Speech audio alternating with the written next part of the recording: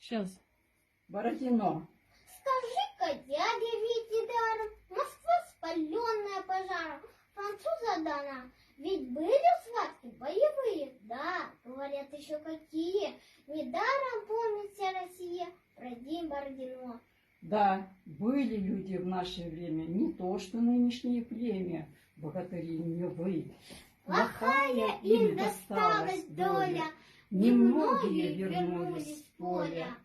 Не будь на то Господня воля, не отдали б Москвы.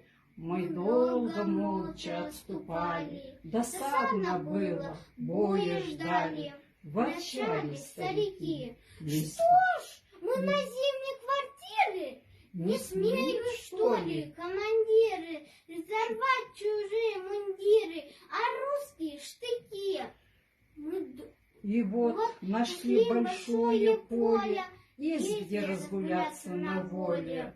Но был денек сквозь дым летучий, французы двинулись, как тучи. В дыму огонь блестел, звучал булат, картечь визжала, рука бойцов колоть устала, и ядром пролетать мешала гора кровавых тел.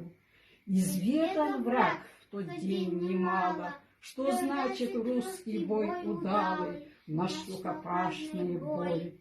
Да, были люди в наше время, могучее лихое племя, плохая им досталась доля, немногие вернулись с поля, когда бы на то не Божья воля, не отдали б Москвы. Пока. Да, пока. Пока. До свидания.